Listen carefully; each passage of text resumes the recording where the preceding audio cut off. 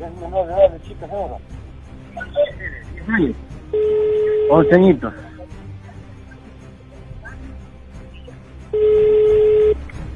Pero está desflorada. ¿Pero quién le ha hecho eso? Ya, yo voy a pedir expediente modelo, ¿ya? Ya. ¿Qué es lo que quieren? ¿Que le baje la pena o que lo declaren inocente? ¿Qué otro amigo de confianza, así como usted, podemos Civil ayudar? penal. Civil Lo penal. que pueda, necesito vocales. Ya. Ya, pero absoluta, absoluta. Ya. Yo le puedo decir, vota por tal, vota por cual, ¿me entiendes? Claro. Si tú supieras lo que he hecho, pues, Sí, hermano. Me tomaba la segunda, hermano. Sí, ya se escucha que eso es lo que le hizo. Y era una titular, hermano.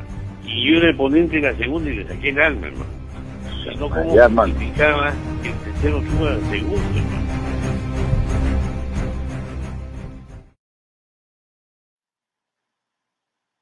Han pasado 2 años ya desde que se hizo esta tremenda revelación que nos mostró de manera muy clara, muy nítida, que el Poder Judicial o el sistema de administración de justicia estaba severamente contagiado con un mal, la corrupción, pero no una corrupción menor, no una corrupción individual, una corrupción organizada, una especie de delivery de impunidad que trabajaba de acuerdo a quién la podía comprar. Y el pago era de distinta naturaleza. No vaya solo usted a creer que era monetaria, era de favores políticos. Porque no solo querían sostenerse en el tiempo para desarrollar actos que pudieran muy cotidiana y coyunturalmente beneficiar, sino era tomar el control del sistema de administración de justicia. Por eso es que la línea que habían ellos ya esbozado debía desarrollarse y cumplirse era tomar la Corte Suprema. Y habían hecho un juego de postas de que ya era presidente del Poder Judicial, quién iba a ser el siguiente, quién iba a ser el siguiente, cuándo iba a llegar el señor Walter Ríos a la Corte Suprema para también cumplir esos fines. Porque ya en el Ministerio Público habían tomado el control cuando Chávarri había asumido el cargo de fiscal de la Nación, cuando el Consejo Nacional de la Magistratura era casi un anexo de esta organización que el Ministerio Público ha caracterizado como criminal. Y esto fue fundamental, porque no solo fue la muestra de lo que pasaba en el sistema de justicia, sino el descubrimiento ayudó a que las cosas en el ámbito político, social, en los temas relacionados con la lucha contra la corrupción, el caso Lavallato, se encaminaran de un modo distinto. Tuvieron este tipo de revelaciones, que fueron varias, en un periodo muy intenso y largo, llevaron a cambiar el escenario político. De hecho, muchas cosas que se produjeron y que han sido importantes en nuestro país tuvieron a la base esto. Estamos ya comunicados con Gustavo Gorriti. No hay necesidad con él de una presentación muy larga. Periodista, usted lo conoce, dirige ERA Reporteros. Y como decía hace un rato, no fue solo importante lo que hicieron, fue determinante para el momento que nuestro país tuvo, felizmente después que acomodar y ajustar tuercas para encaminar las cosas de buena manera. Es verdad que hay diría yo, un reacomodo ahora, pero lo bueno es que hay que identificarlo para evitar de que eso pueda impedir que las cosas avancen en materia de lucha contra la corrupción. Gustavo, ¿cómo estás? Qué gusto saludarte, muy buenos días. Buenos días, Glatzer, el gusto es mío. Gracias por contestarnos a esta hora y bueno, reiterar lo que creo que por estos días se ha venido diciendo de manera reiterada, ¿no es cierto? Un reconocimiento, agradecimiento por el gran papel que cumplieron en esto que cumple 2 años ya, que trae una novedad además, porque nos hemos enterado ahora y por ahí quiero comenzar, de que se ha aprobado la extradición de César Inostroza Pariachi. Con ese hecho empiezo la conversación, Gustavo, ¿qué tan importante como pieza dentro del esquema era este señor y qué tan importante va a ser que ahora lo puedan extraditar para que venga a decir ojalá lo que sabe? César Inostroza Pariachi era uno de los elementos principales dentro de esa organización. Era la persona que dentro de la Corte Suprema se proyectaba como para asumir eventualmente el control de esa Corte. Y además era uno de los eslabones centrales de interconexión entre la Corte con su corte de proveniencia, la Corte Superior del Callao, pero también y sobre todo con el Consejo Nacional de la Magistratura y también igualmente con la Fiscalía de la Nación. Entonces era una organización que estaba integrada horizontalmente, es decir, tanto en el aspecto judicial como en el fiscal y sobre todo en la organización que arbitraba, regulaba, nombraba, destituía, que era finalmente la organización más poderosa de todas, el Consejo Nacional de la Magistratura. ¿Y en qué Por momento supuesto, si se les trataba de una organización cortó, corrupta. digamos, esa viada que los había impulsado a seguir avanzando? Me refiero al momento en el que se descubre y se hace público estos audios que hoy día están ya cumpliendo 2 años en su difusión. En ese momento, esa organización, ¿qué cosa es lo que había logrado conseguir y cuáles fueron sus conexiones que por las reacciones que hubieron a las investigaciones pues se fueron ir estimando en su magnitud también? Pero sería bueno a estas alturas ir como recordando para la gente que nos está siguiendo eso. Bueno, a ver, de nuevo, tenían el control en lo esencial de la Corte Suprema, porque los grupos que se oponían no tenían la fuerza, la consistencia suficiente. Tenían el control del Consejo Nacional de la Magistratura, lo que les hacía posible nombrar o destituir a quienes básicamente acordaran hacerlo. Y uno de los primeros audios, el de Gutiérrez Pebe, demostraba de que las razones reales, de fondo, las objetivas no importaban en absoluto. Una vez de que decidían descabezar a alguien, lo descabezaban. Y una vez que decidían nombrar a alguien, así no tuviera los menores méritos como para el cargo, lo nombraban igualmente. Tenían la coordinación operativa, no diré cercanía, coordinación operativa con la Fiscalía de la Nación, como se mostró pocos días después con la actuación de Rodríguez Montesa, que trató de incautar por 2 medios diferentes, a través de una fiscal, provincial, pero a través de su propio despacho, todas las pruebas y intenciones que teníamos. Pero había un factor más que trascendía todo el aspecto de las instituciones regulatorias de comportamiento, que son las instituciones de justicia, la Fiscalía de la Nación, el CNM. Tenían también una estrechísima relación con el Congreso de entonces, hasta el punto que el Congreso, que entonces tenía la mayoría fujimorista con la colaboración aprista, intentaron también a su turno, en forma paralela a Rodríguez Montesa, obtener las pruebas. Fuimos citados a la Comisión de Fiscalización para revelar cuáles habían sido nuestras fuentes. Lo mismo hicieron también con Roxana Cueva de Panorama, que había revelado algunas cosas. De tal manera de que había una coordinación sumamente estrecha que por lo demás había sido ya investigada por nosotros y luego continuó siéndolo posteriormente. Las relaciones, por ejemplo, tan cercanas con Becerril, el personaje aquel, y con Guido Aguila, para nombramientos, para destituciones, en fin, era una relación estrechísima que estaba hecha primero para lograr la impunidad en las investigaciones que se llevaban haciendo. Recuerda que entonces la investigación de Lavallato ya había progresado mucho, pero que si hubiera continuado bajo un régimen así de corrupto en la Corte Suprema, en las Cortes, en la propia Fiscalía, entonces obviamente no hubiera podido proseguir en la forma que prosiguió.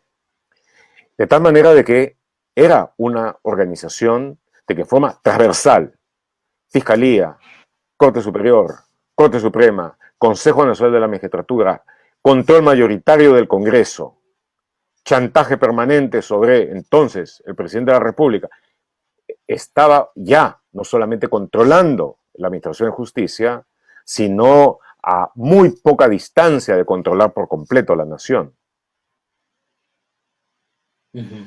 Y sobre esto último que acabas de mencionar, Gustavo, es bien importante poner en relieve todos los cambios que se produjeron en el ámbito político y social también, que contribuyeron, por lo menos en una primera etapa, a que se condujeran algunas acciones para que la gente participara y le diera legitimidad a la lucha contra la corrupción, como el referéndum, por ejemplo, que se hizo en diciembre de ese año, ¿no es cierto? Pero la pregunta ahí es la conexión. Tú has dicho, no se puede ver por separado el caso Lavallato del caso Lavajuez, y acabas de decir algo que es fundamental. Si es que ellos hubieran cumplido su propósito, no se hubiera podido avanzar.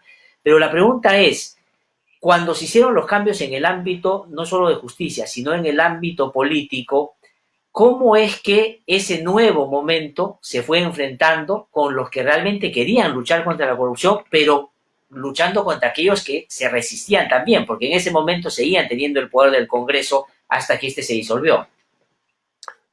Tenían poder del Congreso, yo diría que para todo propósito práctico, como digo, estaban a centímetros del poder completo de la nación. Habían poco tiempo antes descabezado finalmente la presidencia de la República con el blandísimo expresidente Kuczynski, que básicamente se dejó sacar a empujones, algo metafóricos, pero empujones al fin y al cabo de la presidencia.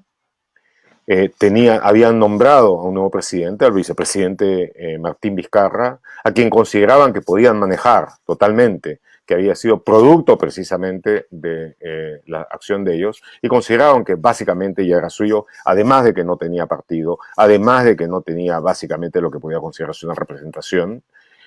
Y entonces, con lo que salió a partir de lo que publicamos hace 2 años exactamente, lo que pasó fue una inmensa oleada de indignación popular, una indignación popular que se había dado antes, pero que no tenía los precedentes de la intensidad, masividad y confluencia que logró.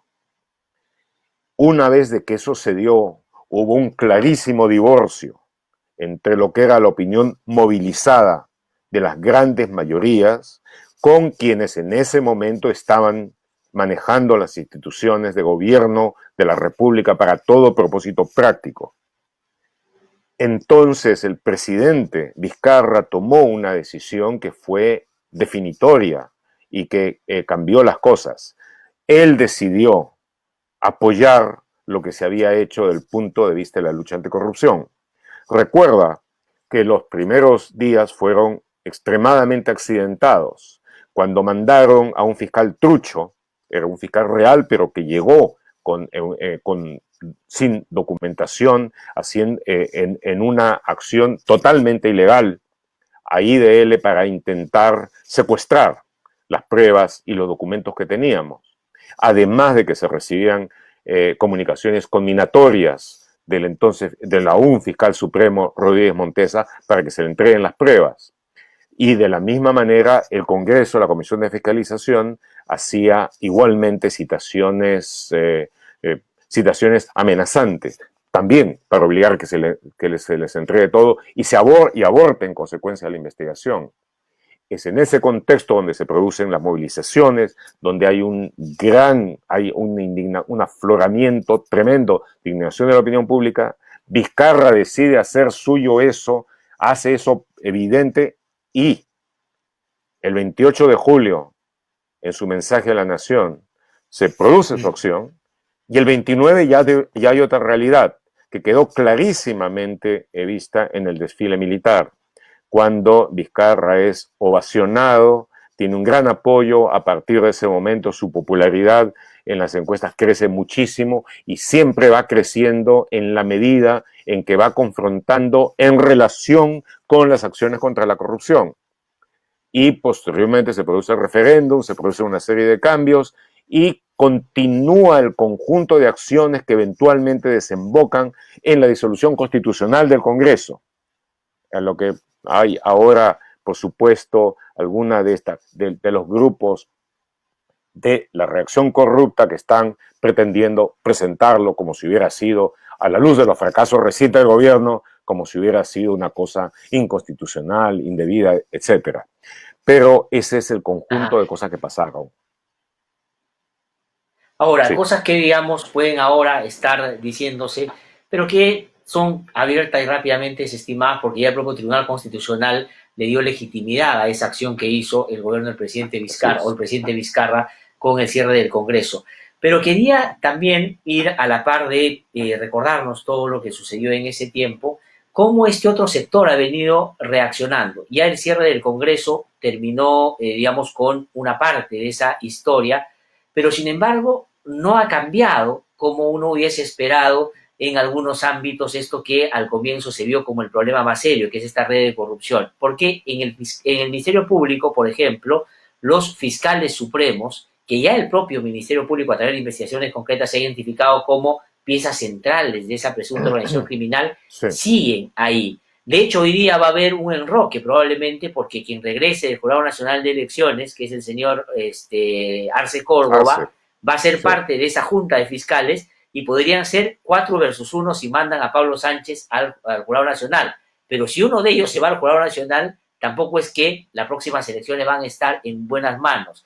¿Por qué no se ha podido? Por ejemplo, que eso que era evidente era parte de ese problema y todavía se mantiene ahí, con dificultades, pero todavía se mantiene. ¿Qué ha pasado? ¿Por qué no se ha podido avanzar más? Porque las cosas se fueron dando en forma muy lenta y paulatina y llena de avances y retrocesos, de contraataques, algunos de ellos obviamente furibundos, que fueron a fondo y que no fueron respondidos con la suficiente presteza y energía. Por ejemplo, a pesar de las evidencias que fueron saliendo, las cosas no cambiaron inicialmente en la Fiscalía de la Nación. Y recuerda de que meses después de julio, el año nuevo del 2018 al 2019, el entonces fiscal de la Nación, Pedro Chávarri, intentó descabezar, destituyó, de hecho, a Rafael Vela, José Domingo Pérez, de sus funciones como fiscales investigadores del caso Lavallato, intentando, esa fue hasta ese momento, pese a lo que se había hecho en el caso de corte y corrupción, en el caso de los CNM Audios, esa fue la ofensiva más fuerte que hubo contra la investigación de Lavallato y tuvo que ser contrarrestada de nuevo, no por acción de gobierno ni de autoridades, sino por la tremenda movilización popular que hubo desde el primer momento. De tal manera de que si es que no hubiera habido la presión constante, fuerte y sostenida de la calle, no se hubiera podido avanzar. Porque las autoridades, incluso aquellas de que uno puede suponer tienen buenos deseos, pues avanzan a muy, muy lenta velocidad. Por ejemplo, ahora lo que tú acabas de mencionar, la correlación interna que hay entre los fiscales supremos, incluida la fiscal de la Nación. Eso es porque la Junta Nacional de Justicia se ha movido a una velocidad al lado de la cual el Tai Chi Chuan es vertiginoso. Es de una lentitud absolutamente increíble. Entonces, recién van a empezar a hacer una primera audiencia. Y con eso, con la idea del debido proceso, en la forma y con los plazos en que se maneja aquí, vamos a llegar, vamos seguramente a llegar a un nuevo siglo antes de que ellos consideren de que se han cumplido plenamente los plazos. De tal manera de que ese divorcio que hay entre la eficacia y la prontitud de la acción gubernamental, que es absolutamente indispensable para que las reformas tengan éxito, no precipitarse, por supuesto, pero sí hacerlo con una consistencia y una cierta rapidez de acción, pues eso hace de que sencillamente se produzca, la gente no puede estar movilizada todo el tiempo, toda la vida. Hay muchas otras preocupaciones, como obviamente lo que estamos viviendo ahora. Y entonces, en medio de eso, todo el conjunto de los corruptos que han permanecido relacionados entre sí, con una gran capacidad de movilización, con mucho dinero, dentro de los grupos económicos de poder, buena parte de la gente principal, como ha quedado claro ahora con los maletines, con algunos millones de dólares por parte del que dirige el grupo del Banco de Crédito. Entonces, todos esos grupos todavía están con plena capacidad de acción, con los recursos necesarios como para hacerlo, frente a una suerte de desmovilización del otro lado y al hecho de que falta la suficiente energía, capacidad, coherencia de acción y finalmente, para ponerlo en los términos que lo ponían antes, que eran un poquito más correctos, faltan hígados como para llevar a cabo las acciones y las reformas que son necesarias. Gustavo, y en ese esquema de los que están pero no hacen mucho, ¿cómo evalúas tú el papel del Congreso, ¿no? El antecedente tú ya lo has mencionado, se cerró porque blindaba y porque centralmente jugaba a favor de los intereses de la corrupción. A estas alturas ya no hay nada por descubrir al respecto. Pero cuando se eligió el nuevo Congreso, además la oferta electoral estuvo marcada por la lucha anticorrupción, en fin, que le iban a fortalecer, que iban a sacar las reformas que tú ahora haces notar no se han hecho. Y más bien las primeras acciones en el Congreso han sido en el sentido contrario, ¿no? ¿Qué te parece? Es que se presentaron y fueron nombrados verdaderos paladines de la lucha anticorrupción como Marche Jade, ¿no es cierto? Que nos enseñó a las brujas de Cachiche hasta dónde puede llegar el compromiso de la lucha anticorrupción, o lo de Podemos con Luna Vargas y esa gente, APP, que nos enseñó mucho a través de su dirigente sobre los criterios importantes para la propiedad intelectual. En fin, y esa extraña coalición en que se ha convertido Acción Popular, donde hay gente valiosa y hay gente que obviamente está lejos de serlo, más bien es lo contrario, y que algunos de ellos, como sucedió también en el Congreso anterior, no tienen ningún problema en aliarse con los grupos que han estado vinculados y están vinculados con la corrupción, mientras que otros toman una posición y una actitud contraria. Desgraciadamente, entre lo que es el sentir mayoritario de la población y la representación que emerge como consecuencia de toda una serie de factores, de toda una serie de cómo está estructurada la representación política, los partidos, etcétera, pero quizás lo fundamental de todo, ¿quiénes son los que deciden entrar a hacer política? Y desgraciadamente dentro de eso pues hay una cantidad impresionante de vividores, de gente que no tiene trayectorias sino prontuarios y que de una u otra manera vuelve a salir, están durante un tiempo ahí medio escondidos y de repente salen, y como ha habido tanta gente a la que se rechaza de un lado, pues entran de alguna manera. Entonces, desgraciadamente, aunque el Congreso por supuesto, es comparativamente, claramente mejor que el anterior, eso no quiere decir mucho, porque el anterior era una calamidad moral. Pero a pesar de ser así, pues no hay una representación adecuada de lo que yo creo que es no creo, pues además cualquier encuesta mínimamente seria lo dice con toda claridad, la importancia tremenda que le da el ciudadano, la ciudadanía, a lo que es la lucha anticorrupción dentro de la democracia. Es así, pero claro, hay toda una serie de individuos que son parte de todo lo que han hecho, ha estado vinculado con la corrupción, que pues sencillamente enarbolan también la bandera anticorrupción supuestamente, hay representaciones falsas, postizas, y en consecuencia empieza a pasar lo que pasa.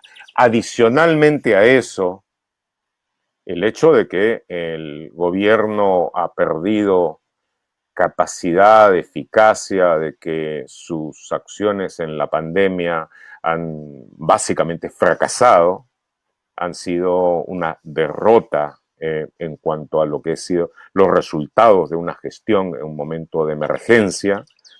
Obviamente tienen resultados contrarios, resultados negativos, y no solamente lo van a tener acá, lo van a tener en otros países del mundo en que se ha dado una cosa similar. Sí, ahorita vamos a repasar el ámbito del comportamiento y el papel que ha cumplido el Ejecutivo frente a la pandemia, aprovechando tu presencia aquí, pero quería todavía, Gustavo, quedarme en lo que te planteaba previamente, ¿no? Por las acciones concretas que el Congreso ha hecho, de cara a ese proceso que tú antes nos has descrito, de lo que fueron no solo las investigaciones, las revelaciones, sino las acciones de determinados sectores. Hay en la Subcomisión de Acciones Constitucionales, por ejemplo, algunos casos que debieron reabrirse porque era posible, por lo menos, discutirlo, y no se abrieron. Hay otros casos que no debieron abrirse, que sí se abrieron, inclusive uno que persigue a los miembros del Tribunal Constitucional. ¿Eso qué te dice? Porque el Congreso sigue siendo importante. De hecho, ya la fiscal de la Nación mandó una denuncia contra Hinojosa Pariachi y Tomás Gálvez, pero podría no pasar nada con esa denuncia. ¿O tú crees que, frente a lo que fue determinante en el momento que tú has descrito, si la opinión pública levanta la voz, puede que este Congreso conduzca bien esos procedimientos? Hay una sensibilidad clara frente a la opinión pública. Y no solamente, porque ahí no está solamente el asunto si se puede o no se puede la reelección, sino de que hay una cantidad de personajes, para quienes es importante mantener un cierto prestigio. Y que yo creo de que presionados y además llamados a explicar sus posiciones ante tal o cual cosa, van a tener que pensar con mucha claridad lo que hacen.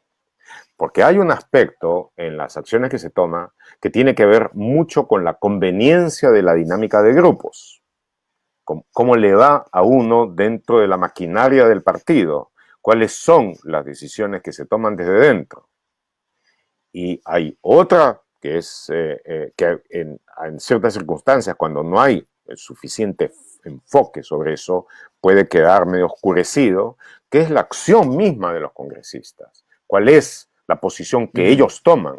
El mandato que tienen, por el que finalmente no tienen que rendirle cuentas a nadie, sino al pueblo. Entonces, muchas de esas personas, conozco a varios de ellos, si sienten de que hay un escrutinio real, fuerte, sobre lo que van a hacer en este momento, van a pensar muchísimo mejor cuáles son las acciones que toman. Sí, daría la impresión que, por ejemplo, en ese esquema se mueven personas como el presidente de la Subcomisión de Acciones Constitucionales, ¿no? Que por un lado tiene un discurso claro en torno a que se debe avanzar en las investigaciones, pero parece que la dinámica del grupo y del partido lo encaminan para la otra que no ha sido correcta, por lo menos en esta primera parte. Y efectivamente hay varios otros que están también en esa misma dicotomía, ¿no? Pero por supuesto, y luego está el cómo se va a ver eso también desde el punto de vista del grupo y las posibilidades del partido ante las elecciones que vienen. Y eso va a tener clarísimamente un efecto sobre la actitud de muchos. De nuevo, ya hemos hablado de que en Acción Popular en este momento hay una especie de disociación virtualmente esquizofrénica entre la posición de determinados grupos. Tú tienes desde Mesías Guevara de un lado hasta Raúl Díaz Canseco, Víctor Andrés Belaúnde del otro. Representan posiciones claramente diferentes, yo diría no solamente diferentes, opuestas en cuestiones básicas. De tal manera de que eso va a tener muchísimo que ver con las posiciones que va a tomar cada uno de ellos. Igualmente, de otra forma y por razones algo diferentes va a suceder en AP, incluso hasta en Podemos. Pero no va a marcar la línea de partidos como el Morado, que más probablemente tenga una posición relativamente más sólida. El Frente Amplio, aunque con alguna frecuencia sorprende por decisiones súbitas, pero también es probable de que mantenga una sola línea. Sin embargo, del otro lado también tienes a los fujimoristas que van a mantener igualmente una línea, por supuesto, en defensa de sus intereses profundamente antidemocráticos. ¿Y crees tú, Gustavo, para seguir un poco en esta línea, que la discusión de cara a las elecciones del 21 va a tener como eje o en el centro del debate la lucha contra la corrupción, que fue tan importante el 16, el 11, digamos, a propósito de la posibilidad del fujimorismo de llegar al poder? ¿O esta de alguna manera se va a ir diluyendo y van a aparecer otros temas que se desprenden inclusive de lo que ha hecho o no ha hecho el gobierno o de lo que deje la pandemia también en otros ámbitos? Va a ser muy importante el cómo se presente, porque la lucha anticorrupción ha sido, yo diría, decisiva para las cosas que han sucedido durante estos años acá en el Perú, y y la movilización que ha habido ha sido realmente considerable, pero por precisamente la pugna interna, la lentitud que ha habido en llevar a cabo un conjunto de acciones, no se ha podido avanzar lo suficiente. Ha habido un cierto cansancio. Y del otro lado también está el hecho de que pues, la corrupción ha agarrado a muchísimos sectores, y no solamente de aquellos con los que se puede suponer de que están vinculados tales. Para ir de frente al caso, por ejemplo, desde el punto de vista de las fuerzas democráticas y de izquierda, el caso Villarán, de la exalcaldesa Villarán, es uno, pues clarísimo. El caso de quien surgió como el líder de la oposición democrática del 2000, Alejandro Toledo, es muchísimo más escandaloso, ¿no es cierto? Y hay otros más. De tal manera de que aquellos sectores antidemocráticos y que por supuesto apoyaron lo que estamos hablando ahora, toda la organización corrupta que había en el Poder Judicial, etcétera, etcétera, buscan de contraatacar mediante ofensivas de desinformación, refiriéndose exclusivamente a estos grupos y a estos sectores que también estuvieron profundamente vinculados con la corrupción.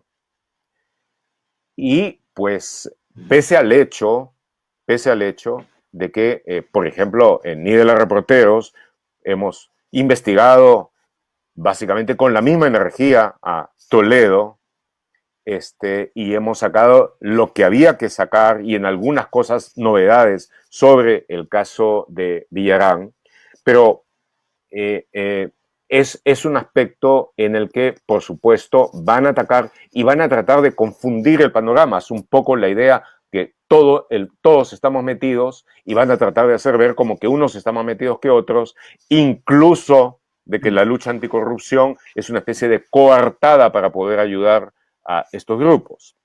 De tal manera de que una de las cosas, por supuesto, que tiene que haber por parte de los sectores democráticos es posiciones, discursos y acciones sumamente claras en ese aspecto. Y hacer entender, por supuesto, de que la corrupción no es algo que tenga que ver con ideologías, es algo que tiene que ver con acciones, es algo que tiene que ver con decisiones morales y es algo que tiene que ver, al final, eso sí, con el respeto o el desprecio que se tiene por la democracia. Porque quien habla mucho y luego roba, en el fondo desprecia profundamente lo que ha hablado, lo que ha dicho. Sin duda, no, y creo que en esos casos es peor porque justamente, como tú bien has dicho, se llenan la boca con contradecir la corrupción cuando desde muy temprano la estuvieron no solo convalidando, sino protagonizándola, ¿no? Pero quería preguntarte sobre, el otro día conversando con José Domingo Pérez aquí en el programa, me decía que él estaba muy preocupado porque en estas épocas de pandemia, entendibles en términos de que no se ha podido seguir con el funcionamiento habitual del sistema de justicia, pero ha habido reveses serios contra lo que fue esta lucha contra la corrupción tan vigorosa que se dio sobre todo en un primer momento. ¿Tú coincides en esa apreciación? Es decir, que se ha aprovechado este momento y se han tomado decisiones que son a raíz de lo descubierto, de la evidencia que se ha presentado, reveses importantes. Creo que el principal problema que ha habido es la paralización que ha habido en la nación y esta especie de desastre económico, en consecuencia institucional, para lo que es el desenvolvimiento de la vida de la nación, que incluía, por supuesto, como parte central, las acciones anticorrupción. La parálisis que ha habido en torno a la epidemia, a la peste, que ha hecho de que todo el mundo o por lo menos la inmensa mayoría, se guarde, se cuide, no salga. Eso ha operado, obviamente, a favor de perder concentración, foco, ritmo, intensidad y tiempo, sobre todo tiempo. El hecho de que se haya dado libertades, arrestos domiciliarios o libertades a gente que estaba en peligro por las condiciones dentro de la prisión, bueno, pudiera no ser lo más satisfactorio para la Fiscalía, pero también en determinadas circunstancias posiblemente no quedaba alternativa, sino hacer alguna cosa de ese tipo. Pero desgraciadamente también, dentro del contexto de la epidemia, el poder llevar a cabo las acciones de seguimiento, inspección, vigilancia, investigación, etcétera, de la organización, de las organizaciones corruptas, cómo buscan ellos rearmar sus acciones, en fin, eso ha quedado seriamente disminuido.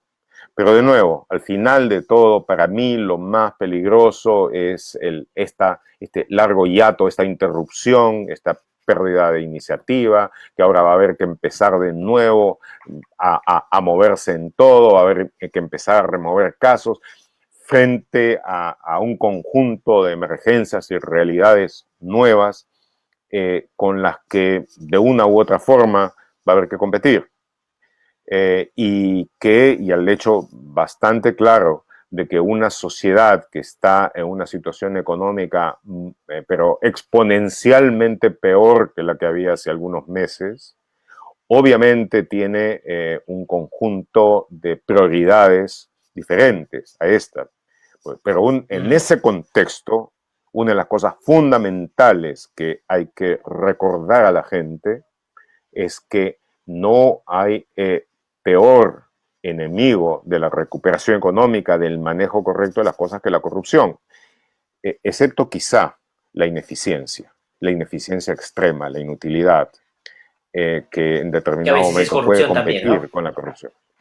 Es una forma, a veces solamente compite con la corrupción y juega en contra de los que menos tienen, por supuesto.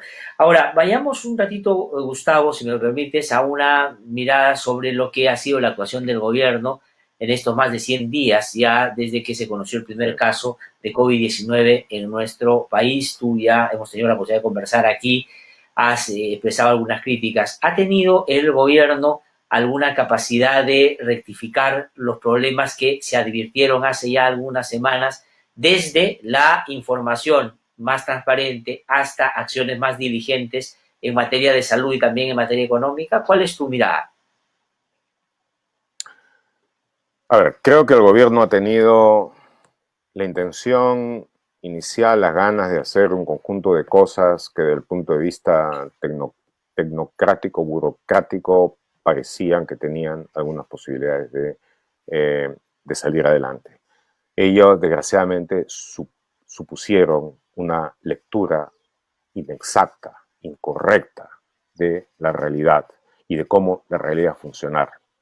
Lo cual es doblemente sorprendente porque no se necesitaba realmente tener un doctorado en física nuclear para darse cuenta de cómo iban a hacer las cosas. Bastaba tener un conocimiento de cómo funciona el país, de cómo funciona el Perú. Y bastaba tener un conocimiento de poder hacer una comparación de daños, de perjuicios entre lo que era probable y se podía calcular que fuera el resultado de la epidemia, con lo que significaba la verdadera demolición económica que tuvo lugar por motivos sanitarios. Pero desgraciadamente sí hubo éxito en lograr la demolición económica. Por fortuna tenemos todavía, el Perú tiene todavía una serie de elementos sobre los cuales basar una recuperación. Y hubo un fracaso profundo, yo creo que está clarísimo, de que no hay otra palabra para describirlo que fracaso en términos de la lucha contra la epidemia. Lo peor de todo es de que, pese a haber visto de que las cosas estaban mal, en lugar de haber hecho en lugar de haber hecho el examen de la situación, el examen de crisis que había ante una situación de emergencia y haber hecho los cambios de dirección que era necesario hacer sobre la marcha, no se hizo. He insistido. Quiero decir, no le echo, y en esto quiero ser muy claro, no le echo la culpa, la responsabilidad entera al gobierno, presidente Vizcarra, porque han tratado de proceder de acuerdo a lo que buena parte de las autoridades sanitarias en el mundo estaban indicando. Pero lo que indicaban era nada. Enciérrense, traten de ocultarse, de que no los vea el virus. Si los ve, esperen hasta el momento en que no puedan más y vayan a la UCI, donde sus posibilidades de sobrevivir son del 50% en el mejor de los casos, si es que logran lugar. Y entonces, en esa circunstancia, desgraciadamente, no, que vamos a esperar la vacuna y todo esto.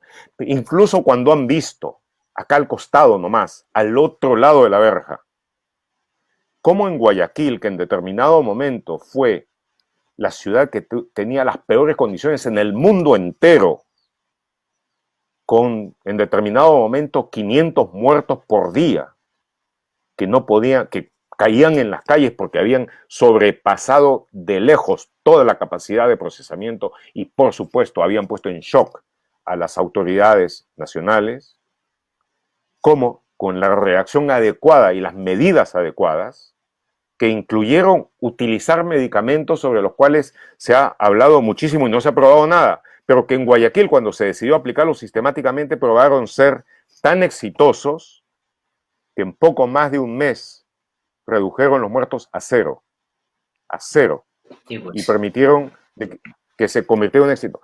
¿Por qué? Teniendo ahí al costado todo lo necesario para ver lo que había pasado, y no se necesitaba pensar mucho, lo único que se necesitaba era hacerlo como lo hicieron los japoneses al comienzo de su crecimiento, y los chinos también. Copia y pega, utiliza, adapta lo que tengas necesidad, como para poder hacerlo.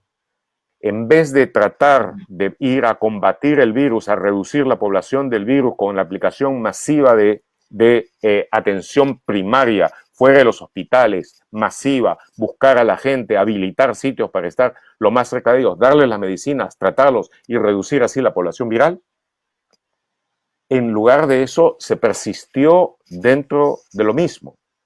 Desgraciadamente ha habido poco debate informado, ha habido muchísima desinformación que ha venido también del lado médico, del lado supuestamente científico. Pero en una circunstancia de emergencia como la actual, pues uno tiene que hacer el análisis necesario y tomar las decisiones que la realidad impone. Y si estás viendo al costado que alguien se decidió, se arriesgó, lo hizo, claro, tuvo éxito, ¿por qué no lo haces? Entonces, sí, mira. Pues. El otro día conversábamos con la gente aspecto que ha estado en el comando de Guayaquil que tú mencionas, y efectivamente varias de las decisiones que fueron producto del aprendizaje también, del no haber hecho bien las cosas al comienzo, y muy rápidamente dieron resultados, ¿no? Que tienen que ver con la atención temprana, la medicina, la relación público-privada de manera más eficiente, que la gente no vaya a los mercados, fortalecer las bodegas, y una serie de cosas de sentido común que pudieran habernos llevado a un mejor puerto. Y para decirlo, claro, la aplicación masiva, perdóname, sí, la aplicación masiva de medicinas, dentro de los cuales la hidroxicloroquina y la citromicina fueron fundamentales.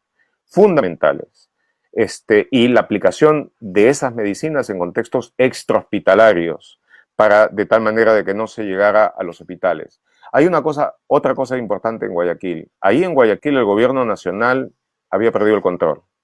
De tal manera que fue el gobierno municipal, la sociedad civil movilizada, a la que se sumó luego el gobierno, hay que decirlo, que en conjunto hizo todo eso. De tal manera de que, pues sí, aquí en determinado momento quizá organizaciones como la Municipalidad de Lima, la Municipalidad Metropolitana, pudieran hacer mucho más. Porque el problema no ha pasado. Estamos entre los 5 países que tienen mayor número de contagio en el mundo y mayor, sobre todo, porcentaje de contagios y aumento de contagio. De tal manera de que tenemos el problema encima todavía y tenemos que enfrentarlo. Pero de nuevo, tiene que ser con plena decisión y con audacia. Aquí no creo que haya otro camino. Sí, no, además porque si no se actúa de esa manera, vamos a regresar, y eso lo ha advertido ya el gobierno, a una situación de cuarentena que sería doblemente grave a lo que yo tú bien has expuesto ha sido hasta ahora, ¿no? Termino, Gustavo, preguntándote por el enfrentamiento que hay entre el Congreso y el Ejecutivo, a propósito de, no solo, pero uno de los elementos que en los últimos días más se ha discutido es la aprobación de la inmunidad, de la eliminación de la inmunidad no solo para los congresistas, sino para el presidente, para otras altas autoridades. ¿Qué te dice esa confrontación? ¿A dónde nos puede llevar? ¿Es, digamos, para debilitar al gobierno? ¿El presidente quiere sacar un argumento para otra vez poner a la gente contra el Congreso? ¿Cuál es tu perspectiva ahí en el análisis? Dentro de lo que ha habido y que además es una cosa deprimente, porque, de nuevo, una situación como la que estamos, una situación de emergencia nacional, tú ves ese nivel de demagogia de quinta categoría que se va desarrollando dentro de esos debates y ese nuevo tipo de la politiquería que nos enfrenta, es realmente deprimente. De todos modos, Vizcarra, cuando ha habido la situación de hace un par de días, tomó la decisión, de acuerdo con los reflejos que le han funcionado muy bien, de hablar de la necesidad de convocar un referéndum. Eso inmediatamente tuvo una respuesta favorable y entonces vino la respuesta de que no, pues se quita la inmunidad para todo el mundo. Y la calidad del debate sobre ese problema en concreto, pues es, de nuevo, deplorable, deprimente. No tenemos mejor representación que esa, no hay posibilidades de una discusión con mejor nivel. Es un asunto que requiere discutirse. Eso también, quienes pueden presentarse a la elección popular o no, son cosas que requieren discutirse, pero en la medida de lo posible, los argumentos que deben darse deberían tener por lo menos un poco más de inteligencia detrás de ellos. Un cierto grado de inmunidad en quienes desempeñan función pública, que evite de que los puedan someter a una ristra de juicios, es necesario, está claro. Lo que hay que evitar es el abuso de esa inmunidad y no considerar que al quitarle la inmunidad a todo el mundo y convertir cualquiera de esos cargos en la posibilidad de ser destituidos con toda rapidez para que lleguemos a una situación cercana a la anarquía, es una solución que tenga nada que ver ni con el sistema republicano, ni con la democracia, ni con la lucha anticorrupción. Totalmente de acuerdo, Gustavo. Gustavo, muchísimas gracias por haber conversado con nosotros. Creo que ha sido, como siempre, muy interesante recorrer contigo lo que ha pasado estos 2 años y recoger tu punto de vista sobre estos temas tan de hoy, pero que nos advierten de lo que puede pasar más adelante también. Muchísimas gracias. Felicitaciones de nuevo a ti, gracias, a todo el equipo de IR Reporteros por el magnífico trabajo que no solo han hecho en este tema que estamos comentando, sino lo están haciendo ahora también en medio de esta pandemia, y al trabajo colaborativo con los colegas de Justicia Viva que han aportado también desde su perspectiva que esto pueda conducirse muy bien. Muchísimas gracias y felicitaciones, Gustavo. Que te vaya muy bien.